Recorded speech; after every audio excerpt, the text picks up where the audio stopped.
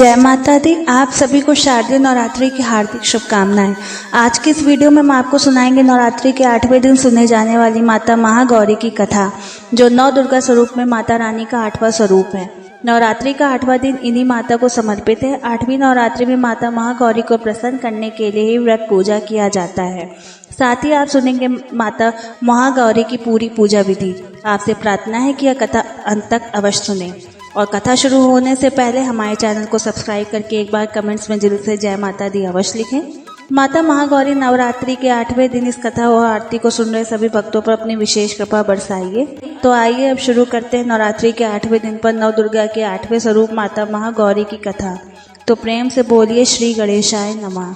ओम जयंती मंगला काली भद्रकाली कपालिनी दुर्गा क्षमा शिवा धात्री स्वाहा सदा नमोस्तुते। नवरात्रि में 8वें दिन महागौरी शक्ति की पूजा की जाती है। नाम से ही प्रकट है कि इनका रूप पूर्णतः गौरवर्ण है। इनकी उपमा शंखचंद्र और कुंद के फूल से की गई है। अष्टवर्षा भवेदी यानी इनकी आयु 8 साल की मानी गई है।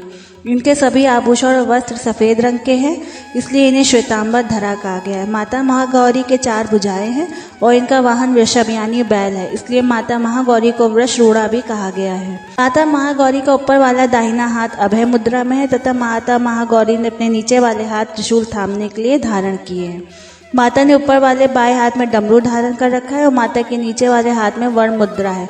इनकी पूरी मुद्रा बहुत ही शांत और कोमल है। पति रूप में भगवान भोलेनाथ शिव शंकर को प्राप्त करने के लिए माता महागौरी ने कठोर तपस्या की थी। इसी वजह से इनका पूरा शरीर काला पड़ गया था। लेकिन माता महागौरी की इतनी कठोर तपस्या से प्रसन्न होकर भगवान शिव ने इनके शरीर को गंगा के पवित्र जल से धोकर कांतिमय बना दिया था। माता का रूप गौरवर्ण का हो गया था, इसलिए अब महागौरी कहलाई। माता महागौरी अमोघ फल देनी है और इनकी पूजा से भक्तों के तमाम कष्ट कलमश धुल जाते हैं और मनुष्यों के पूर्व संचित पाप कर्म भी नष्ट हो जाते हैं। माता महागौरी का पूजन अर्चन उपासना आराधना कल्याणकारी है। इनकी कृपा से अलौकिक सिद्धियां भी प्राप्त होती हैं। नवरात्रि के 8वें दिन की पूजा देवी महागौरी के मूल भाव को दर्शाती है।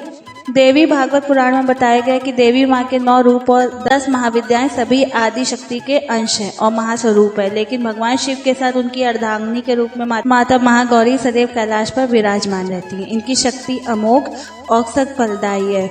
महागौरी की पूजा मात्र करने से व्यक्ति अच्छे पुण्य का अधिकारी बन जाता है। ज्यादातर घरों में नवरात्रि के अष्टमी तिथि के दिन कन्या पूजन किया जाता है। वहीं कुछ लोग नवमी तिथि के दिन कन्या पूजन करते हैं। माता महागौरी की कथा के अनुसार महागौरी देवी को 8 साल की उम्र में ही अपने पूर्व जन्म की सभी घटनाओं का आभास होने लग गया था। यानी वह जन्म जब माता पार्वती आदि शक्ति सती के रूप में भगवान शिव शंकर की पत्नी बनकर उनके साथ कैलाश पर्वत पर वास करती थी। माता महागौरी ने इसी उम्र से ही भगवान शिव को अपनी पति रूप में मान लिया था और भगवान शिव शंकर को अपने पति के रूप में पाने के लिए माँ गौरी ने कड़ी तपस्या भी शुरू कर दी थी। इसलिए अष्टमी तिथि को महागौरी के पूजन का विधान है। इस दिन दुर्गा सप्तशती के मध्यम चरित्र का पाठ करना विशेष फलदायी होता है। जो लोग 9 दिन के नवरात्रि व्रत नहीं रख पाते हैं वह पहले और 8वें दिन का व्रत करके पूरे 9 दिन व्रत करने का फल प्राप्त करते हैं।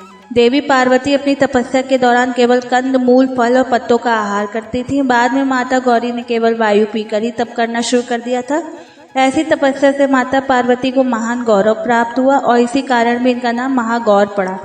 माता की तपस्या से प्रसन्न होकर भगवान शिव शंकर ने उनको अपने दिव्य दर्शन दिए थे और उनको गंगा में स्नान करने के लिए कहा। जिस समय माता पार्वती गंगा में स्नान करने गई तब देवी माँ का एक स्वरूप श्याम वर्ण के साथ प्रकट हुआ, जो देवी कौशिकी के नाम से जानी गई, और एक स्वरूप उज्ज्वल चंद्र के साथ समान प्रकट हुआ, जो महागौरी कहलाई।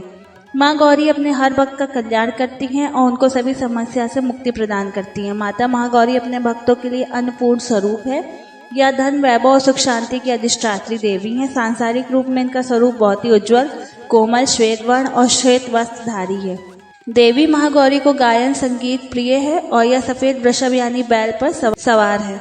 नवरात्रि पे इनके दिन पर कन्या का पूजन करने का विधान है। कन्या पूजन में बैठने वाली कन्याओं की संख्या यदि 9 हो तो अति उत्तम है, नहीं तो 2 कन्याओं के साथ भी पूजा की जा सकती है। अष्टमी तिथि के दिन नारियल का भोग लगाने की परंपरा है। भोग लगाने के बाद नारियल प्रसाद रूप में बांटते हैं। जो भक्त कन्या पूजन करते हैं उनके द्वारा हलवा पूरी सब्जी और काले चने का प्रसाद विशेष रूप से बनाया जाता है।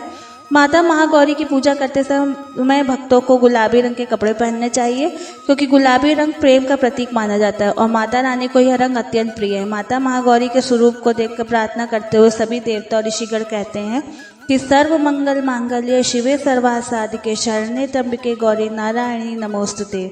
देवी महागौरी जी से संबंधित एक अन्य कथा भी प्रचलित है, जिसके अनुसार एक सिंह काफी भूखा था तो वह भोजन की तलाश में वहां पहुंचा जहां देवी गौरी शिव जी को पाने के लिए तपस्या कर रही थी। देवी को देखकर सिंह की भूख बढ़ गई, परंतु वह देवी महागौरी की तपस्या से उठने का इंतजार करते हुए वहीं बैठ गया। इस इंतजार में वह काफी कमजोर हो गया। फिर देवी महागौरी जब अपनी तपस्या से उठी तो सिंह की ऐसी दशा देखकर उन्हें उस पर बहुत दया आई और माँ गौरी उसे अपनी सवारी बना लेती, क्योंकि एक प्रकार से उसने भी माता गौरी के साथ तपस्या की थी।